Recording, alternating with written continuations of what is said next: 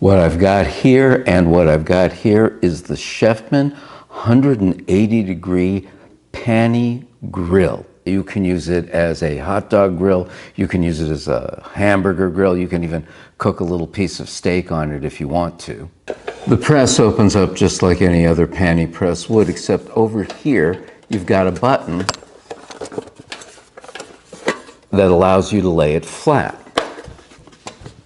like this. It's got the hinge, so it allows for having a sandwich on it while it's closed so that it cooks on both sides. Comes with just the press and the manual. Very, very simple to use. You have this easy to remove drip tray. Easy to clean surface. It doesn't actually have an on and off button, you just plug it in. Once it's ready to use, the green light comes on.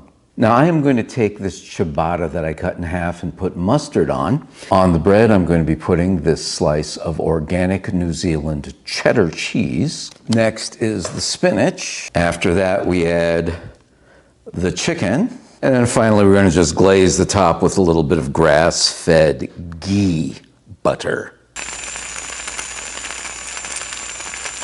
A better cook would have made for a prettier sandwich, but you get the point.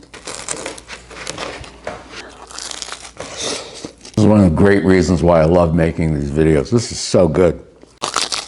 The heat of the press mingles the flavors, but you still get the individual flavors when you bite into it, especially of the crust. That's the beauty of a press like this. It really brings out the flavor of the bread. You know, I'm really enjoying this sandwich. I'm really going to end up enjoying the Chefman 180-degree grill, and I hope that you enjoyed this video as much as I enjoyed making it for you.